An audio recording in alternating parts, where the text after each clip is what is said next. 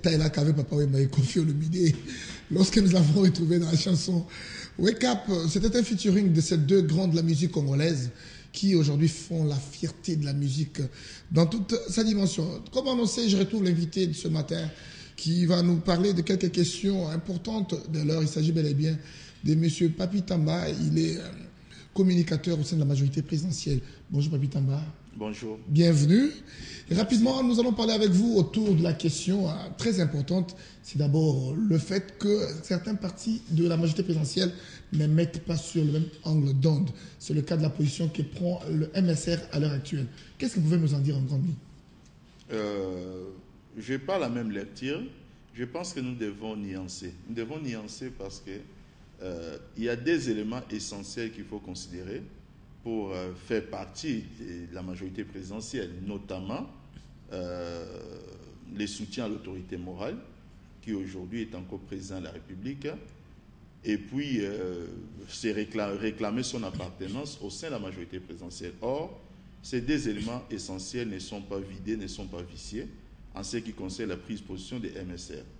Et ils ont, comme dans toutes les démocraties, comme nous l'observons même en France aujourd'hui, ils ont essayé d'exprimer leur voix, qui, sur plusieurs points, rencontrent aussi ce que les autres partis essayent de dire. Maintenant, le MSR sera seulement logique et conséquent en tant que parti politique pour tirer les conclusions de ce qu'on appellerait une démocratie. Parce que, bon, aujourd'hui, du moins, la position exprimée par la majorité au sein de la majorité présidentielle, c'est-à-dire comme plateforme, la position converge beaucoup plus vers la révision, vers le soutien, la révision constitutionnelle par rapport à l'initiative prise par le gouvernement le 9 juin 2014. Donc, en dehors de cela, je ne trouve pas qu'il y a matière à polémiquer. Maintenant, c'est vrai que bon, la presse, vous savez, peut essayer de ramasser un certain nombre de choses aussi. C'est pour nourrir un peu aussi les médias. Ça, ce sont des choses auxquelles nous sommes habitués. Mais moi, aujourd'hui, je sais que les MSR, dis-moi à ce stade, fait partie de la majorité présidentielle, se réclament comme tel, et les MSR ne tournent pas les dos à l'autorité morale. Voilà, le MSR ne tourne pas le dos à l'autorité morale, mais beaucoup de journaux parus hier déjà en parlaient déjà. On a parlé de la position que prend le MSR, qui veut bien, parce que c'est déjà la position connue de tout le monde, du PPRD. On sait que pour le PPRD, il voudrait bien ramener le chef de l'État au-delà de 2016, en revisitant la Constitution. Mais quant au MSR, souhaiterait à ce qu'on ramène toujours l'autorité jusqu'au date de 2016 sans toucher à la Constitution. Comment voyez-vous cette position? Le MSR a sollicité un débat. Oui. Le MSR n'a pas pris une position. Mais à un moment donné, moi j'ai reçu M. Jean-Pierre Kambila qui nous a parlé que le MSR avait une position de recul, un peu de réserve par rapport à la position qu'avait le PPRD. Je suis en train de dire que le MSR a sollicité un débat. Et dans une démocratie, c'est quelque chose de normal. Ce débat a eu lieu et la majorité, l'Aiguille a penché beaucoup plus vers l'essence du soutien à la révision au sein de la majorité présidentielle. C'est pourquoi je dis que le MSR, en bon parti politique démocrate, va tout simplement tirer les conclusions, tirer les conséquences d'une telle position, c'est tout. Il ne faut pas suivre. Vous savez, la presse est dans son rôle. La presse est dans son rôle, la presse doit nourrir certaines choses. Pourquoi? Parce que c'est une réunion à laquelle la presse n'a pas été conviée. Si la presse n'est pas conviée, la presse aussi, à sa manière, essaie aussi de prendre un peu les ramassis à gauche et à droite, de recouper les morceaux et maintenant de présenter l'affaire à l'opinion pour que chacun se fasse aussi son idée. Mais à ce jour, je ne pense pas qu'après cette réunion de Kingakat, peut-être demain ça peut changer. Je ne sais pas, je veux pas être prophète. Mais il n'y a pas eu un communiqué du MSR pour dire que nous, MSR en tant que parti politique, nous sortons, nous nous retirons de la majorité présidentielle. Vous n'avez pas entendu un tel communiqué. Si demain ça arrivait, c'est une conséquence que nous tirerons tous. Donc pour moi, personnellement, je ne pense pas qu'il y a matière à polémiquer par rapport à ces sujets. Mais pourquoi tout ce débat alors que l'autorité morale de la majorité présidentielle, qui est le président de la République, Joseph Kabila Kabange, ne s'était pas prononcé, le débat a commencé? C'est comme si vous êtes en train de mettre la charrue devant le bœuf, parce qu'il était souhaitable que d'abord le président se prononce et que vienne le débat après. Mais le débat a commencé avant que le président se prononce. Pourquoi? Vous savez, aux États-Unis d'Amérique, lorsque un ancien président tel que Bill Clinton, un ancien président tel que Ronald Reagan, avait commencé à lancer l'idée, je dis bien l'idée, de la possibilité pour un président américain de faire un troisième mandat, lorsque certains pensaient, ou même certains au sein du Parti démocrate, même aux États-Unis d'Amérique, lançaient cette idée-là à la presse. Je ne pense pas que c'était le président Obama ou le président en exercice, pour parler proprement, qui l'avait lancé. Il y a des débats citoyens qui existent dans un État.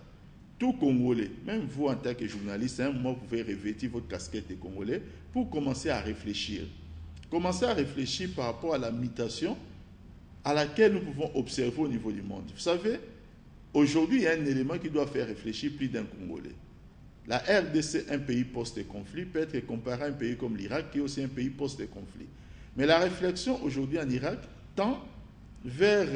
ils avaient aussi verrouillé les dispositions pour ne pas permettre une troisième possibilité pour un président qui a déjà élu 2 fois, qui a déjà été élu 2 fois, de rester au pouvoir. Maintenant, aujourd'hui, avec les soutiens et l'initiative même des Américains, on réfléchit sur la position pour que l'actuel président, qui a effectué 2 mandats, puisse continuer. Les Irakiens réfléchissent là-dessus. Les Américains les soutiennent, si ce n'est pas eux qui étaient à l'origine de tout cela. Parce que, vous savez, on ne peut pas calquer une loi sur la base d'une personne. Il faut regarder un certain nombre de réalités du pays. Nous sommes un pays post-conflit, et dans un pays post-conflit, l'élément déterminant qui permet de construire l'avenir, c'est la stabilité. Or, la stabilité passe notamment par une certaine, je dis bien une certaine gestion de l'armée et des forces de sécurité. Or, un pays en conflit, c'est un pays où l'armée et la force de sécurité essaient d'avoir allégeance à un individu. Je dis bien à un individu, et cet individu doit organiser les choses au niveau du pays. Alors maintenant, il y a toujours une transition à faire pour qu'une certaine professionnalisation de ces secteurs-là puisse au moins faire qu'à un certain moment, l'allégeance soit au niveau de la République. Ça, des exemples sont légion à travers le monde. Pourquoi? Parce qu'on ne commande pas une armée en temps de guerre de la même manière qu'on commanderait une armée en temps de paix. Ça, c'est une réalité. Maintenant, par rapport à cette stabilité, moi, je pense, en ce qui me concerne, il serait souhaitable et nécessaire d'envisager, non pas un troisième mandat, mais un nouveau mandat pour les chefs de l'État. Un nouveau mandat. Comment expliquer ça? Non, un troisième mandat passerait par un coup de force par rapport à l'article 220. Oui. C'est ça le débat qu'aujourd'hui, il y a des gens qui sont... Et pourquoi vous parlez d'un nouveau mandat? D'un nouveau mandat, oui. Tout simplement parce que on ne peut pas, on ne fera même pas de coup de force par rapport à l'article 220. Cette fois-là, on ne va pas réviser la Constitution. On va constater tout simplement les insuffisances de notre Constitution actuelle pour que nous puissions envisager la possibilité par voie référendaire de retirer tout simplement soit une partie, soit l'entièreté de cette Constitution, afin de déblayer le terrain pour un nouveau cycle électoral. Nous le voyons aujourd'hui en Turquie. Les Turcs aujourd'hui passent d'un mode de désignation de leur président au suffrage universel direct et ils passent directement vers un nouveau paysage politique qui n'a plus rien à voir avec l'ancien. Voilà ce que j'appellerais un nouveau mandat, pas un troisième mandat. Non, selon vous, dont nous ne sommes pas favorables. Selon vous, de manière directe, vous êtes pour ou contre la révision constitutionnelle? La révision constitutionnelle, je ne peux que l'approuver pour la simple et bonne raison, c'est que la Constitution la consacre et la permet. Maintenant, il faut savoir si, quand nous parlons de la révision constitutionnelle dans ces pays, généralement, le débat est biaisé.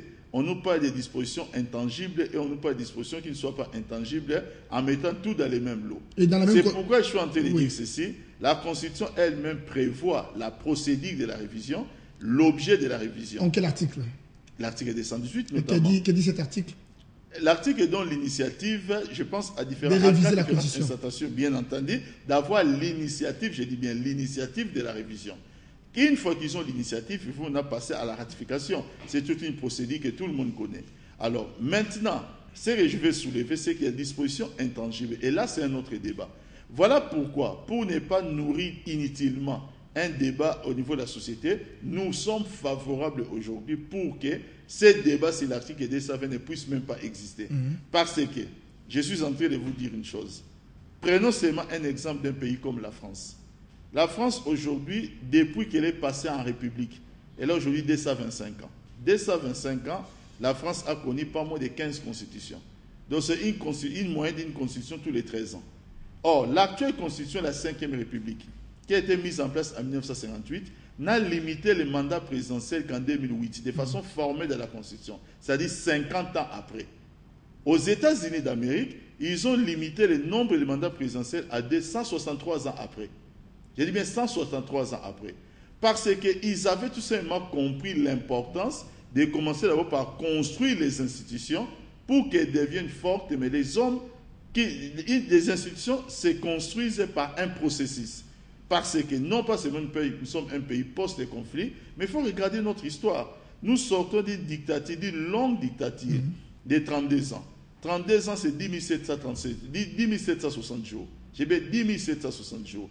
Après de cette longue dictature de 32 ans, nous passons encore, bien entendu, à une période de balbutiement avec plusieurs rébellions, morcellement du pays. C'est le lieu ici de rappeler que lorsque Joseph Kabila, comme chef de l'État, accédait au pouvoir en 2001, il ne contrôlait que 47% du pouvoir du territoire national. Quitter Kinshasa pour aller à Goma, il fallait passer par Nairobi. Quitter Kinshasa pour aller à Mbandaka, il fallait passer par Bangui.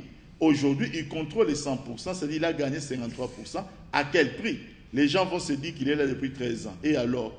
Mais je vais vous dire, dans un contexte bien particulier, mais parlons de la France. Mitterrand était là depuis 14 ans. Il a fait des mandats. Mais tout le monde sait, parce que lorsque Mitterrand arrivait en 1995 pour laisser les pouvoirs, je vais vous dire que la Constitution française permettait encore à Mitterrand de briguer un troisième mandat. Il y a deux éléments qui lui ont empêché.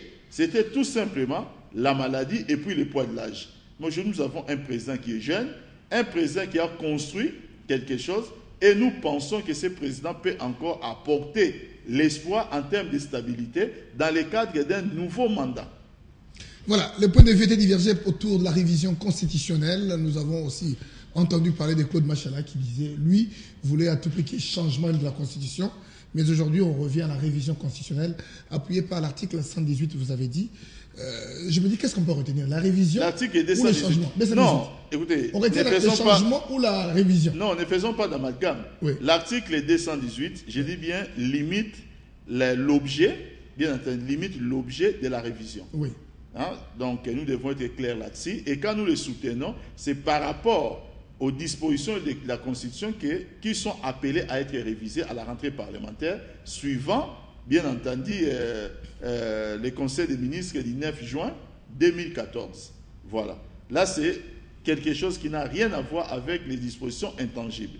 Maintenant, par rapport au débat sur les dispositions intangibles que les gens essaient d'évoquer, une frange de l'opposition, nous disons tout simplement qu'il faut, en considérant maintenant tous les paquets, les stocks des incohérences inconstitutionnelles de notre pays, de la difficulté d'application de plusieurs choses, nous pensons qu'à ce stade précis, que ce débat-là est inopportun et que ce débat-là n'est pas utile parce que nous envisageons, nous en tout cas au moins en ce qui nous concerne ou en ce qui me concerne personnellement, je plaiderai pour un passage vers la 4e République.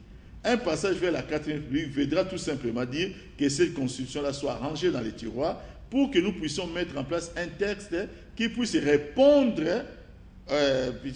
au niveau paysage politique. Et d'autres pays l'ont fait. Je vous ai parlé de la France il y a une constitution en moyenne tous les 13 ans. C'est-à-dire, en 225 ans, la France a eu 15 constitutions. Personne ne peut dire que la France a eu un mauvais comportement constitutionnel quand on sait.